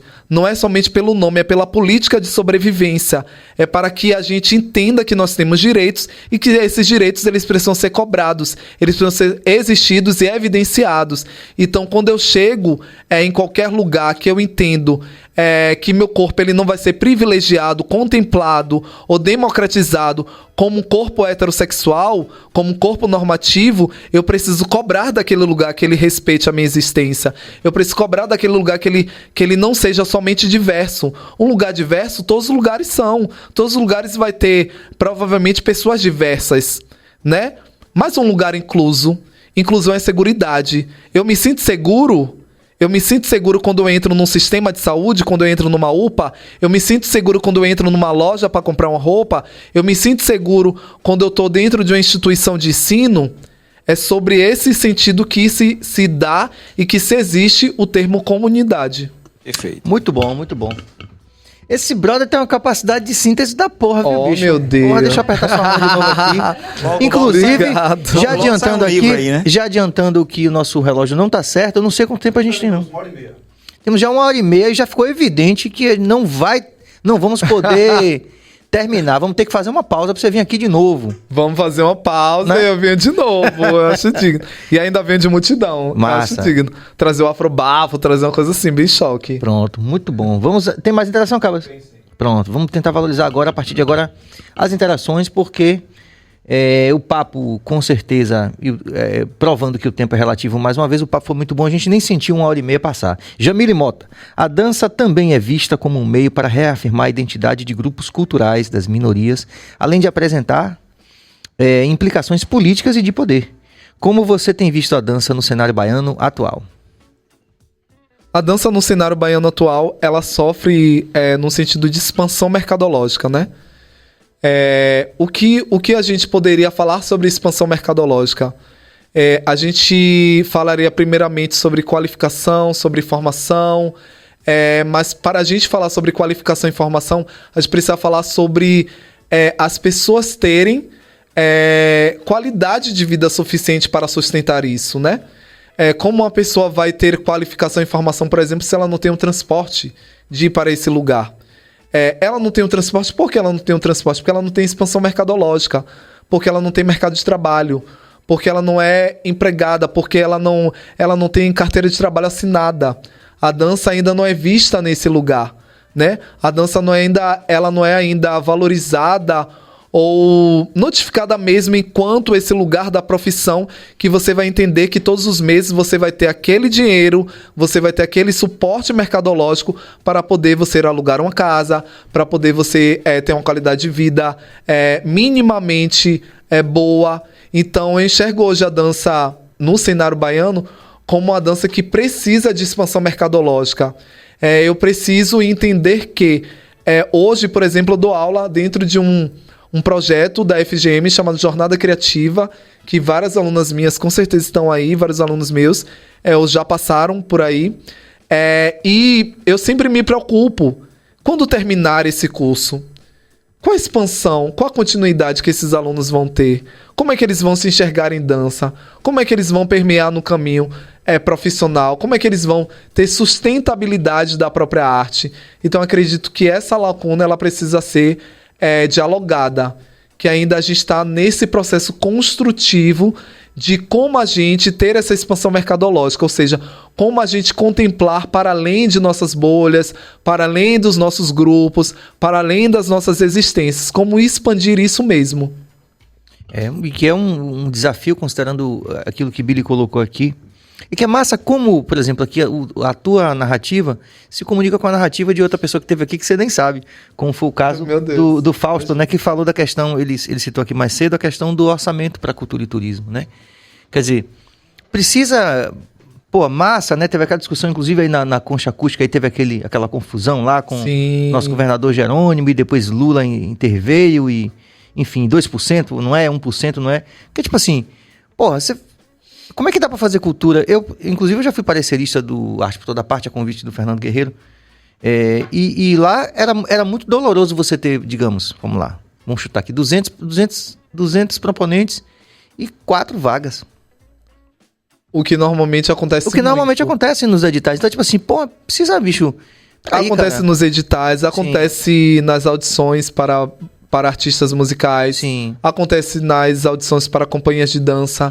Sempre tem essa limitação.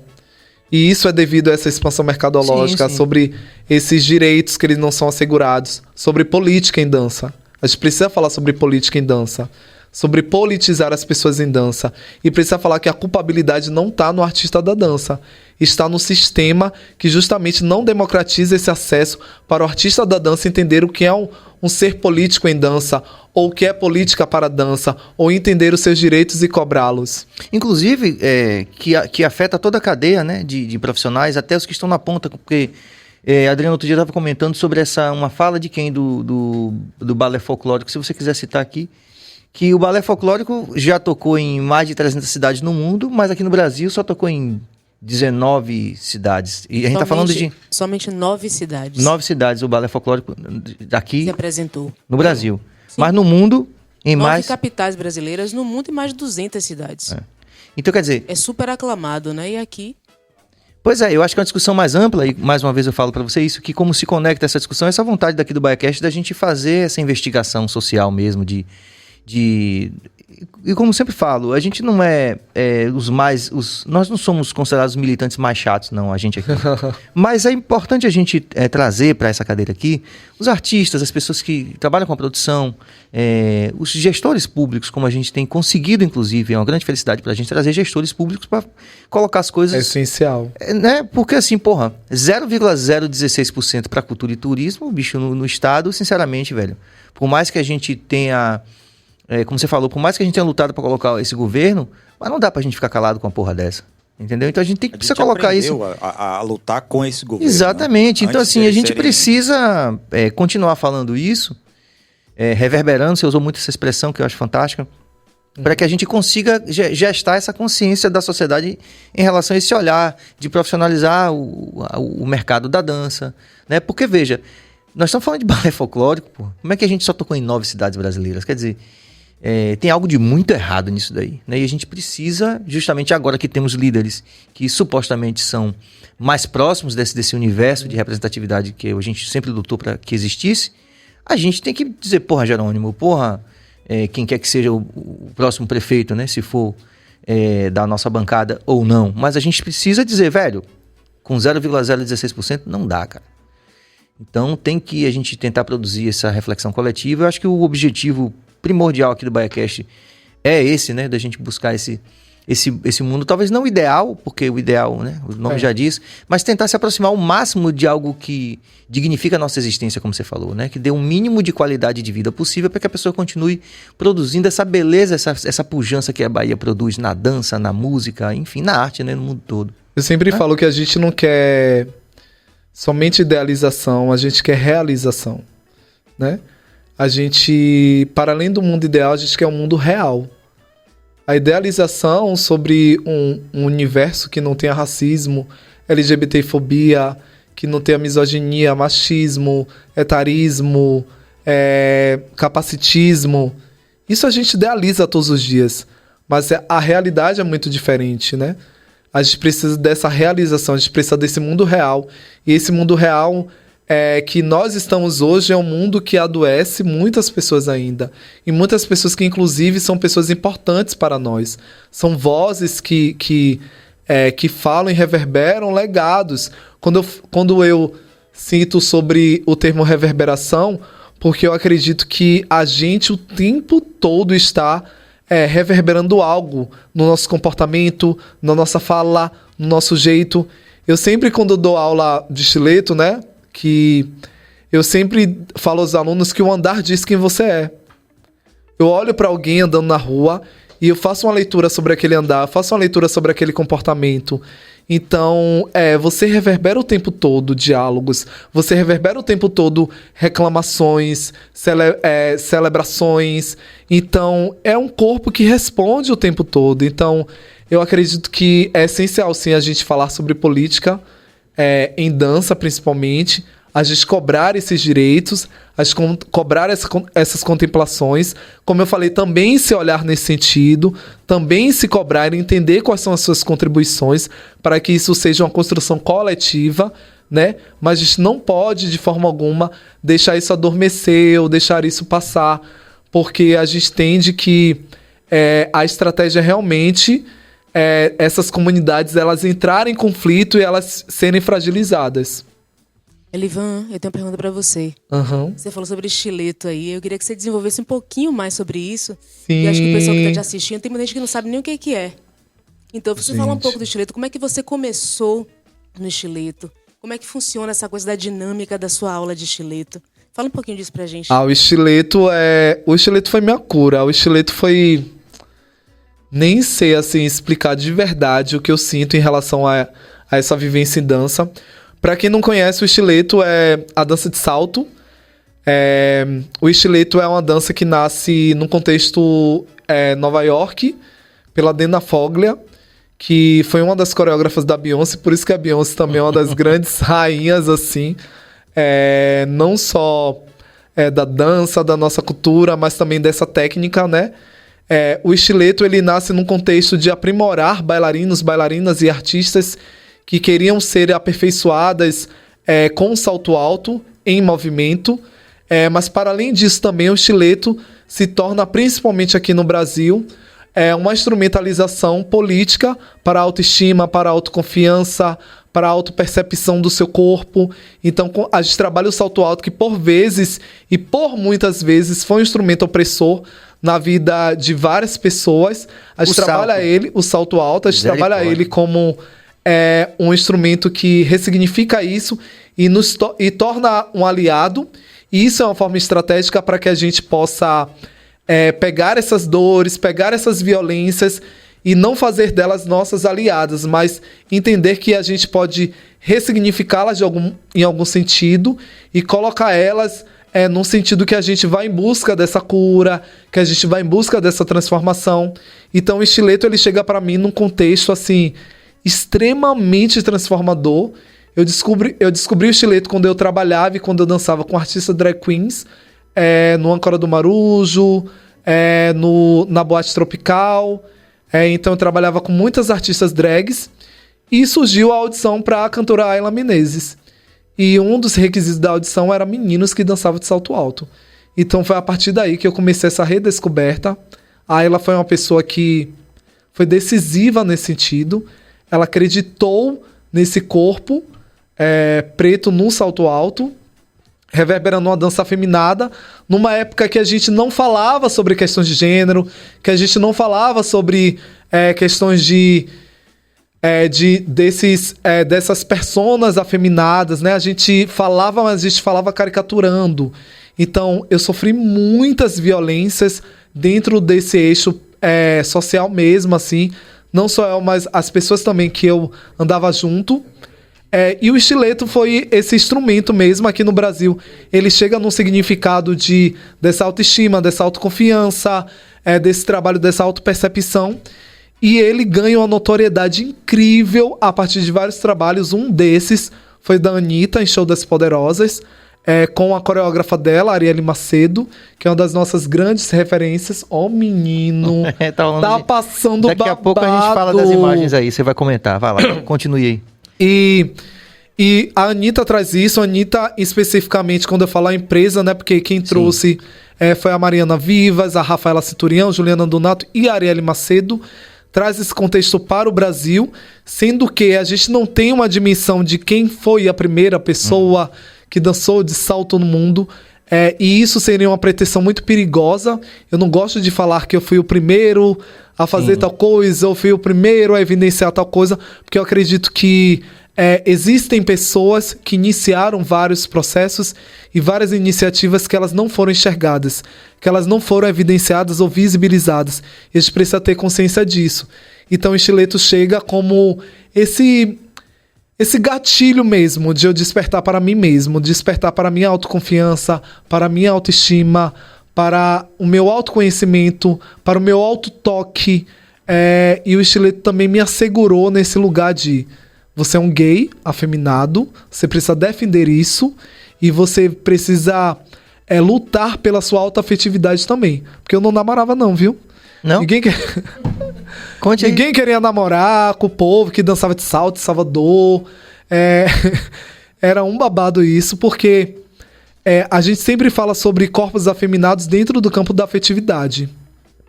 E aí existem muitos meninos normativos que normalmente falam: eu não me relaciono com um gay afeminado, mas é por gosto, é porque eu não sinto atração. Gosto é construção social. Você não sente atração para a pessoa afeminada para você assumi-la enquanto relacionamento, mas você sente essa atração quando ela está no âmbito sexual que ela performa a feminilidade.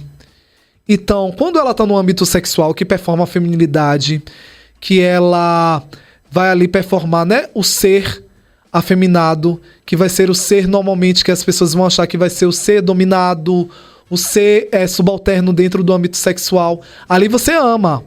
Mas para assumir, para andar na rua de mão dada, você não ama, você não gosta, então o problema não está no gosto. O problema está na satisfação pública que você tem que dar. Entendi. Isso aqui, Billy, se a gente der uma treinada assim, Billy, ele... É isso que eu ia perguntar pra você. Por exemplo, você não acha que muitos héteros...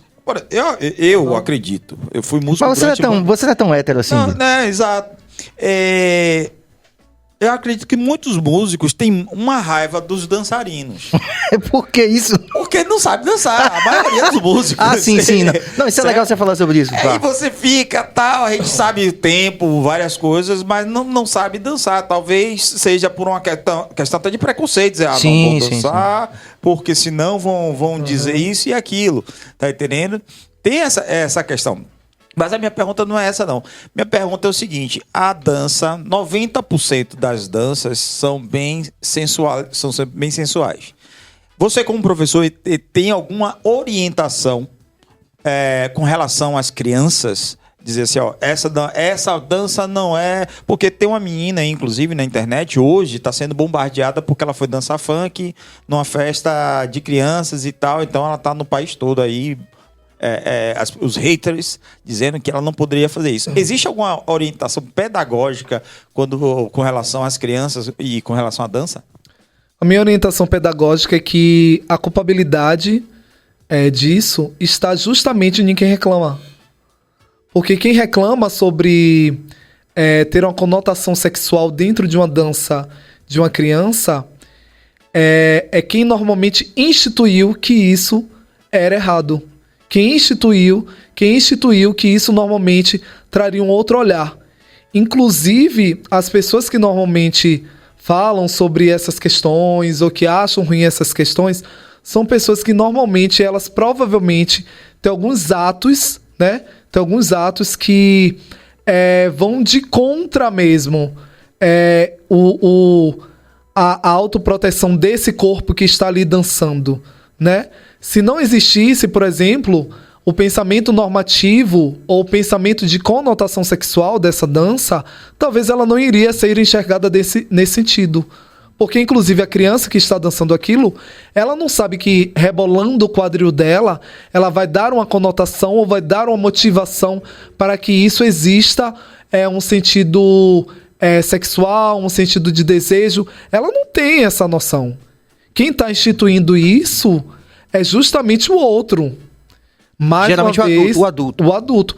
Mais uma vez a gente volta naquele assunto sobre aquela propriedade que você quer ter sobre o corpo e a existência do outro.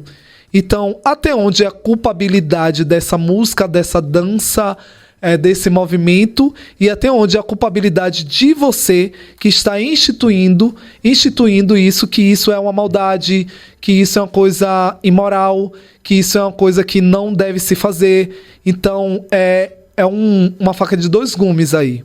É um debate que é amplo. Sim, sim. Por que você está tendo esse pensamento? Onde você aprendeu isso? Como você institui isso dentro de você e você reverbera isso? Sabe? Tipo, essas perguntas eu acho que quem olha e tem essa intenção de falar sobre isso precisa se perguntar primeiro sobre essas questões. Inclusive, bem complexo. Os colégios particulares, eu não sei os públicos mais, que eu não estava... Mas os colégios particulares, no intervalo, eles estão colocando o negócio do TikTok e as crianças estão dançando. Aí elas trazem as coreografias de casa, certo? Então, os pais não podem... Significa que elas estão ouvindo e dançando essas coreografias.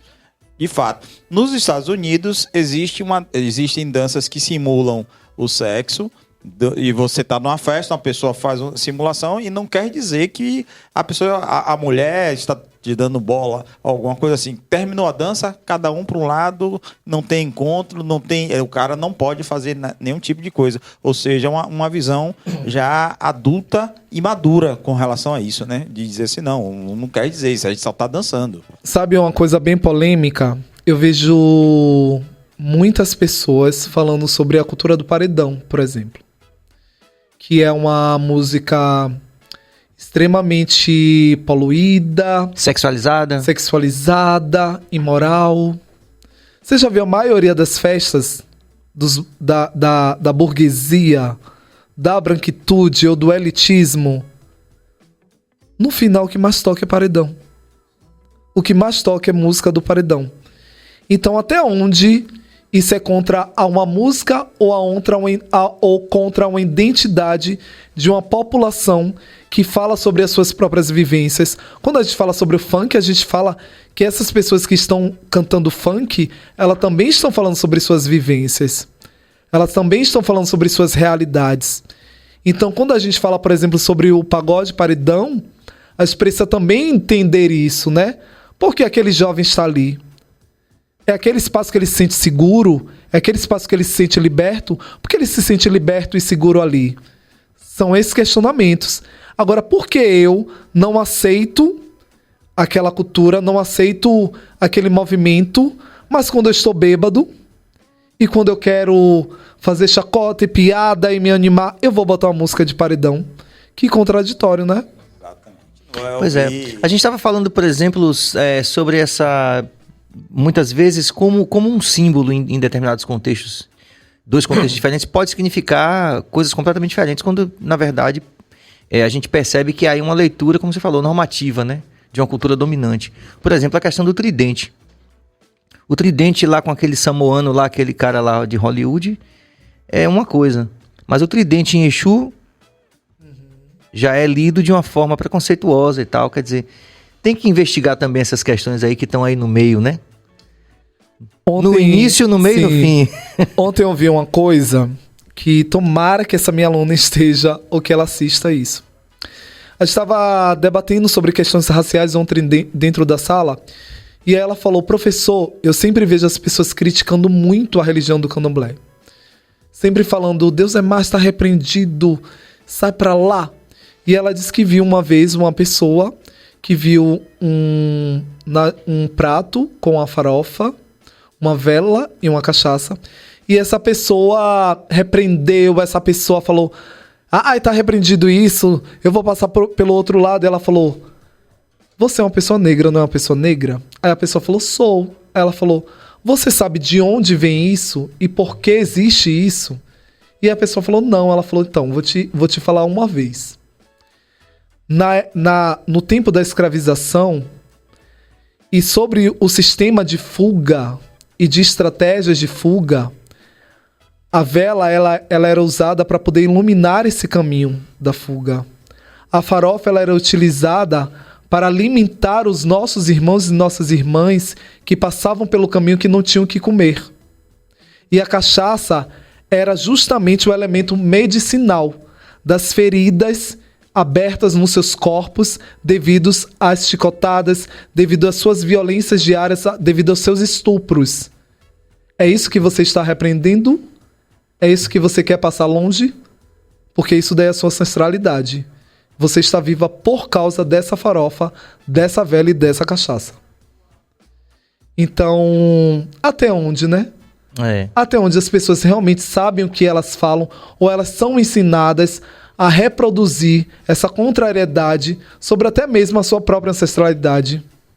Eu não podia pensar numa forma mais brilhante da gente terminar aqui. Terminar não, fazer a pausa, porque você vai se comprometer publicamente de voltar aqui. A gente agradece mesmo de coração, a gente tá um pouco pressionado pelo tempo, porque a gente tem bastante. É que vocês sabem que aqui nos estúdios do BahiaCast a gente tem uns, sei lá, mais de 10 podcasts e a gente sempre cobra dos convidados, convidadas e convidades que causam essa impressão na gente, né, positiva, que eles voltem aqui para fazer a parte B, pelo menos. Gente, não larga o óculos tá aqui. Eu tô tentando tirar, mas não vai. Obrigado, Elivan, de coração, em nome de toda a equipe. Fica à vontade aí pra você dizer o que você quiser como considerações finais aí. Gente, só quero dizer que o BahiaCast é um lugar, assim, extremamente acolhedor. Foi uma honra estar aqui hoje. E eu acredito que esse espaço aqui é um espaço que, com certeza, vai receber e vai reverberar muitas vozes, muitos discursos, muitas existências que são necessárias. Continuem, não desistam, e o legado de vocês é real. Isso daqui é um legado. E legado a gente precisa cuidar, a gente precisa preservar, a gente precisa zelar.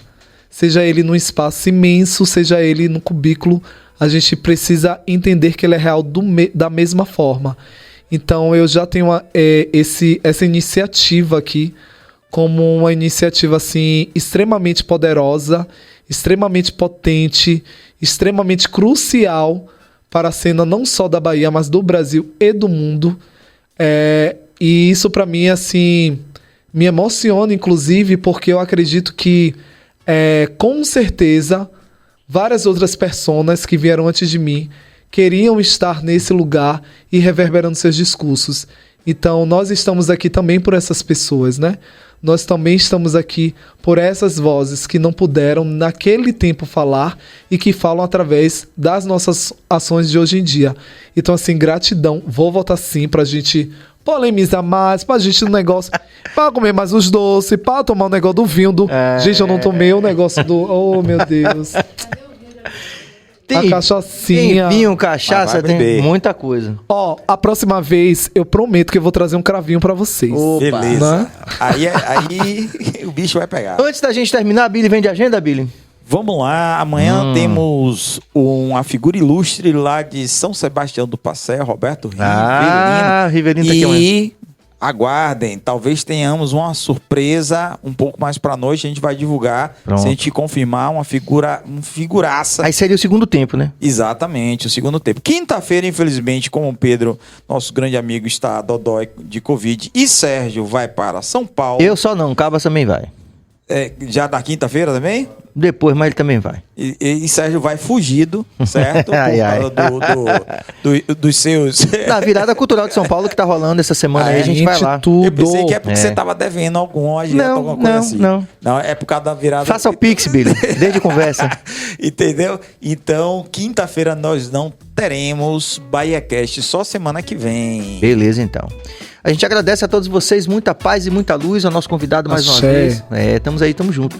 A toda a bancada aí que também veio participar também, doutora Adriana Ampia tá ali, vestida de Adarte também. Maravilhosa! Tem que estar nos créditos aqui do BahiaCast também, a Adarte, viu, Billy? Exatamente. Exatamente. Não, doutora Adriana tá sem moral. Não quero saber. Na última hora ela faltou o show de Maurício Banieri e eu não vou perdoar. Não quero saber, Billy. Não vou perdoar e acabou. Muita paz e muita luz e até amanhã às 19 horas, não é isso, Billy? 19 Especialmente às 19. Vocês sabem que exatamente. Na quarta a gente faz às 8 da noite, porque espera o tênis lá de nosso grande Pedro Valente, que não tá com a gente hoje aqui. Exato, mas como o Pedro não vem amanhã, que ele tá de Covid, a gente vai fazer amanhã em caráter de exceção, às 19 horas. Fiquem ligados. Paz e luz e até amanhã.